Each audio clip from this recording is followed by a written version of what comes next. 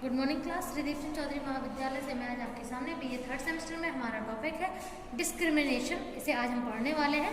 तो डिस्क्रिमिनेशन का मतलब है भेदभाव, ठीक है, यानी कि चीज़ों में भेदभाव करना, डिस्क्रिमिनेशन करना, ठीक है। तो डिस्क्रिमिनेशन जो होता है, तो डिस्क्रिमिनेशन आप जानते हो कि मोस्टली जब हम भेदभाव करते हैं, कोई व्यक्ति किसी दूसरे व्यक्ति के साथ भेदभाव करता है तो वो सकारात्मक तो नहीं होता है, ये तो आप भी समझते हैं। भेदभाव हमेशा तभी किया जाता है जब व्यक्ति के अंदर कुछ नकारात्मक भाव उत्पन्न हुए हों। कभी ऐसा हुआ है कि आप पॉजिटिव वे में आप भेदभाव कर रहे हैं? बिल्कुल नहीं। अगर आप अपना भाव का भेद रख रहे हैं लोगों के प्रति, अलग अलग लोगों के लिए अलग अलग भाव रख रहे हैं, और उसके बाद आप उनके बीच में वो अंतर भी करने की दिखाने की कोशिश कर रहे हैं, तो वो भेदभाव ही तो कहलाएगा। तो क्या वो पॉजिटिव है? बिल्कुल भी नहीं, वो तो नेगेटिव ही कहलाएगा। तो यहाँ पर कुछ पॉइंट हैं, पहले ही हेडिंग है विशेषताएं, यानी कि भेदभाव की कुछ विशेषताएं देखने के भेदभाव होते क्या हैं। तो पहला पॉइंट है नकारात्मक व्यवहार। तो भेदभाव क्या है? नकारात्मक व्यवहार है, यानी कि सकारात्मक भेदभाव कभी भी नहीं होते हैं, ठीक है। नेक्स्ट है पूर्वाग्रह पर आधारित। आप जानते हो कि जो भी हमारा भेदभाव है, भेदभाव कैसे बनते हैं? भेदभाव बनते ही तब है जब हमारे अंदर कुछ गलत विचार या किसी अन्य व्यक्ति या समूह के प्रति या संप्रदाय के प्रति कुछ अलग से मतलब नकारात्मक विचार आने लगे, तब ही हमारा क्या बनता है? पूर्वाग्रह। और जब पूर्वाग्रह बन जाते हैं तो भेदभाव तो अपने आप आ जाता है, क्योंकि हम लोगों के हिसाब से अलग अलग लोगों के लिए अलग अलग व्यवहार करना शुरू कर देते हैं। और ऐसा नहीं है कि उसमें उस सामने वाला पर्सन का भी दोष है जिसके साथ आप वैसा व्यवहार कर रहे हैं। आपकी खुद की सोच आपके ऊपर इतनी हावी है पूर्वाग्रह वाली कि आप उसके प्रति भेदभाव दिखाते हैं, ठीक है। किसी के लिए पूरा हक देते हैं, किसी के लिए बिल्कुल नहीं देते हैं, भेदभाव ही कहलाता है। नेक्स्ट है व्यक्ति व समाज दोनों पर आधारित। तो जो भेदभाव है वो क्या होता है? भेदभाव एक व्यक्ति पर से जुड़ा भी हो सकता है। ऐसा हो सकता है किसी एक व्यक्ति विशेष के लिए भेदभाव किया जा रहा हो, या ऐसा हो सकता है कि पूरे समाज के लिए भेदभाव किया जा रहा हो। तो भेदभाव किसी के लिए हो सकता है, एक व्यक्ति के लिए भी, दो व्यक्ति के लिए भी, या फिर पूरे समूह के लिए भी। नेक्स्ट है स्वास्थ्य पर प्रतिकूल प्रभाव। आप जानते हो, कहते हैं कि जब आप पॉजिटिव चीजें सोचोगे तो आपका शरीर जो है वो स्वस्थ रहेगा, लेकिन आपके अंदर नेगेटिविटी छाएगी तो आपका स्वास्थ्य बिगड़ेगा, ऑब्वियस है, क्योंकि मानसिक स्वास्थ्य खराब है ही, तो शारीरिक भी हो जाएगा। तो इसमें सिंपल सी बात यही बोली गई सेंटेंस में कि जब हम भेदभाव करते हैं तो इसका मतलब है कि हम अपने अंदर कुड़ने वाला व्यवहार, हम जेलसी वाला व्यवहार रखते हैं, ठीक है। और जब ये हो रहा है तो आपके अंदर सकारात्मक चीजें तो वैसे भी नहीं आएंगी, जब सकारात्मक नहीं होंगी तो प्रॉब्लम तो वैसे भी देखने को मिलेगी। नेक्स्ट है पूर्वाग्रह को व्यवहार में प्रकट करना भेदभाव, यानी कि जब हम लोग पूर्वाग्रह को, जैसे मान लीजिए जो हमने बनाए हैं, गलत विचार जो बनाए हैं, उस विचार को हम अपने व्यवहार में शामिल कर लें और हम उस व्यवहार को दिखाने लगे, तो इसका मतलब हम भेदभाव कर रहे हैं। अब नेक्स्ट है हमारा भेदभाव के प्रकार, ठीक है।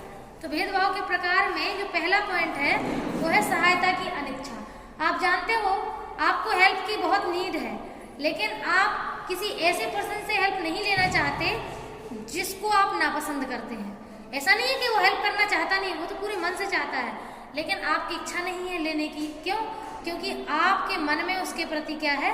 भेदभाव। आप उसे पसंद नहीं करते हैं, आपके मस्तिष्क में कुछ गलत विचार बने हुए हैं जिस वजह से आप उसकी हेल्प नहीं ले रहे हैं, तो उसे हम भेदभाव कह सकते हैं। नेक्स्ट है टोकेनवाद, ठीक है। तो टोकेनवाद का मतलब है जब एक व्यक्ति किसी एक संगठन में या किसी एक जगह पर रहता है, ठीक है, और वहाँ उसके आसपास बहुत सारे लोग पाए जाते हैं, तो वे लोग जब उसके व्यवहार में बार बार रोक टोक लगाते हैं, तो आपने ये देखा होगा कि सामने वाला जो व्यक्ति है वो उसे धीमे धीमे नापसंद करना शुरू कर देता है।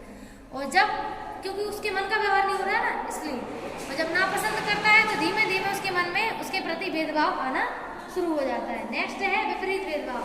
तो विपरीत भेदभाव का मतलब कि एक व्यक्ति के प्रति आप अलग व्यवहार कर रहे हैं, दूसरे के प्रति अलग और तीसरे के प्रति अलग, यानी कि आपके भेदभाव में फर्क है। आप एक व्यक्ति को अलग तरीके से ट्रीट कर रहे हैं, दूसरे को अलग तरीके से, ठीक है। और नेक्स्ट है एकल भेदभाव, यानी कि एक ही तरीके का भेदभाव सभी लोगों के साथ करना, मतलब अलग अलग लोगों के साथ अलग अलग भेदभाव नहीं कर रहे आप, एक ही व्यवहार जो है, एक ही प्रकार का भेदभाव सभी लोगों के साथ करते हैं, ठीक है। नेक्स्ट है भेदभाव से बचाव। या उसको खत्म करना है तो क्या करना होगा वो देखना है। तो पहला पॉइंट है हमारा अपनी क्षमता पर ध्यान देना, यानी कि अगर हम केवल और केवल खुद पर ध्यान देंगे, अगर हम ये समझते हैं कि हम क्या कर सकते हैं और क्या नहीं कर सकते हैं और केवल उसी जो नहीं कर पा रहे हैं उनको बढ़ाना है, उन कमियों को कम करना है, केवल उस पर फोकस करेंगे तो हमारे अंदर जो है जो हमारी कमियां हैं वो खत्म होने लगेंगी। और जब कमियां खत्म होंगी तो हम दूसरों को अपने से ना ज़्यादा समझेंगे ना कम समझेंगे। नेक्स्ट है सहायता प्रणाली का उपयोग करना, मतलब अगर आप कोई मदद कर रहा है तो आप ये सोच के मदद के लिए मना ना करें कि वो अन्य समुदाय से है या उस समुदाय या जाति से बिलोंग करता है जिसको आप नापसंद करते हैं, ठीक है। नेक्स्ट है सामना करने हेतु तैयार रहना, यानी कि जब आप गलत व्यवहार कर रहे हैं, आप भेदभाव कर रहे हैं तो भैया फिर उसको सुनने के लिए भी तैयार रहिए। सामने वाला आपको बताएगा भी जरूर कि आप भेदभाव कर रहे हैं, तो फिर उसकी शक्ति रखिए कि आप जब वो बताए तो आप सुन पाए। नेक्स्ट है स्पष्ट विचार बनाना, यानी कि आप क्लियर थॉट बनाइए, किसी के प्रति गलत विचारधारा नहीं बनाइए, ठीक है। गलत विचारों को पालिए मत, तो आपके अंदर भेदभाव नहीं होगा। नेक्स्ट है द्वंद्व से बाहर निकलना। आप जानते हो जब हम फंस जाते हैं तो विचारों में समझ नहीं पाते हैं कि हमें क्या करना है क्या नहीं करना है, मोस्टली द्वंद्व से कहते हैं, ठीक है।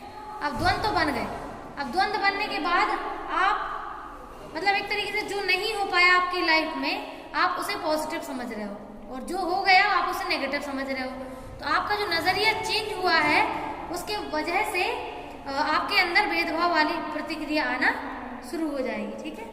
नेक्स्ट और लास्ट है विशेषज्ञों से परामर्श। आप जानते हो अगर आप अपने भेदभाव को खत्म नहीं कर पा रहे हो तो आपको क्या करना चाहिए, आपको फिर ऐसे लोगों से हेल्प लेनी चाहिए जो आपके भेदभावों को खत्म करने में आपकी मदद कर सके, ठीक है। Thank you.